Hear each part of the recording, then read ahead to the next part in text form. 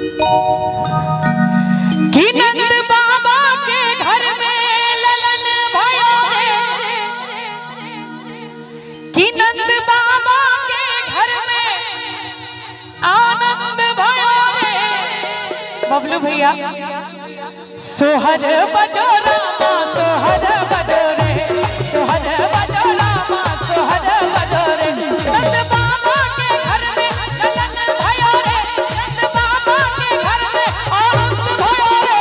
सोहर बजो रामा सोहर बजो रे, सोहर बजो रामा सोहर बजो रे।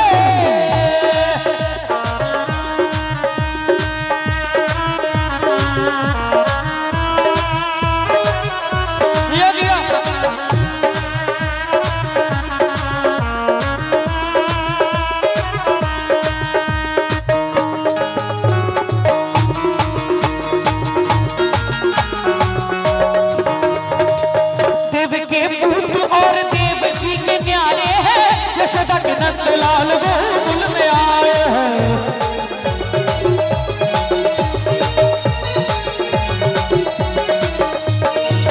देव के पुत्र और देवकी के न्यारे हैं। यशोदा के नंद लाल गोकुल में आए हैं।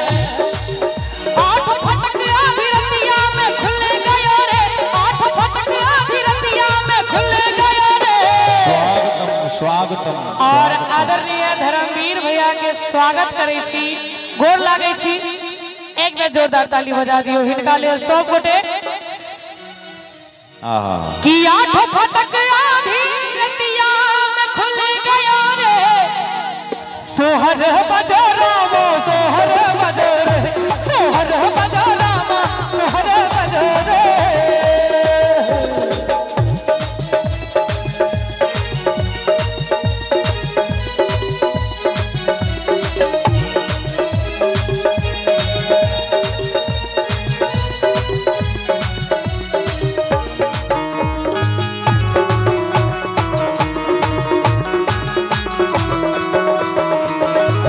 काल को मारने जब काल वहां आया था, काल को देख महाकाल मुस्कुराया था।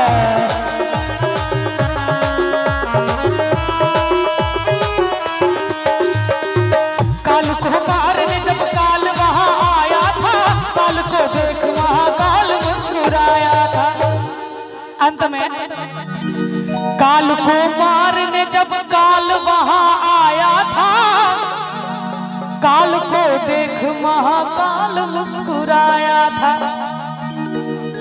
कि पल भर में वो मैया बदल लियो रे, पल भर में वो मैया बदल लियो रे।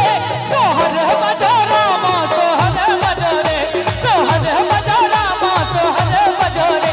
नंद बाबा के घर में ललन भयो रे, नंद बाबा के घर में आनंद भयो रे। एक बार करिए दोनों हाथ पर उठा दियो सब गोटे भगवान श्री कृष्ण के नाम पर, और ताली बजा के हमरा संगे